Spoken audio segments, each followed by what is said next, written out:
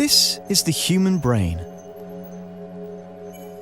By monitoring its activity, we aim to find out if the visceral experience of flying in a fighter jet could ever be matched by a Porsche. Our volunteer test subject is Jeroen. I'm quite excited, but I'm getting a little bit nervous. Our pilot is Jorg Fieber. We are starting easy 2G turn, then we have about 4Gs. Then we do a very, very steep turn, and then we have 6 or even more. So will I pass out, or? If I go a touch further, you will. Jeroen will be fitted with an EEG monitor to measure his brain activity. The data will be analysed by Dr. Robert van der Linden. Basically, we're going to measure how stimulated Jeroen's brain is. We're going to look at an area of the brain that releases a hormone called dopamine.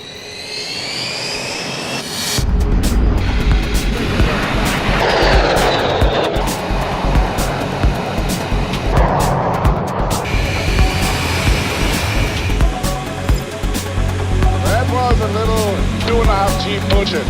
Just tell me when we're taking a curve. They're doing a little roll. I'm now doing 4G turn for you. Now make a steep left turn. Requesting a high-speed low pass. And one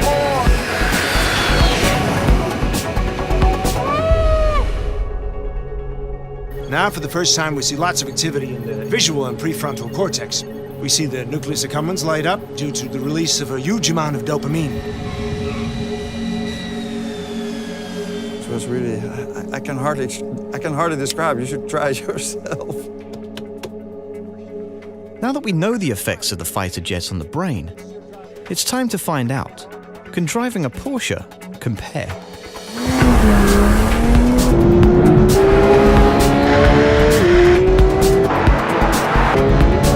Start is very similar to the takeoff in the jet.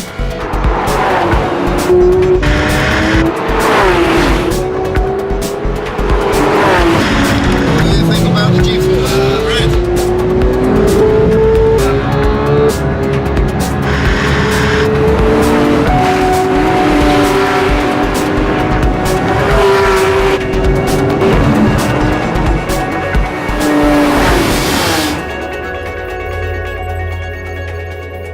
Let's look at the results.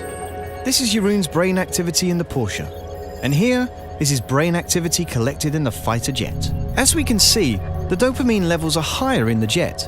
However, overall there are clear similarities. For example, in both images, we can see the excitement centers lighting up. Based on the results, taking a hard left in a Porsche is actually comparable to taking a hard left in a fighter jet.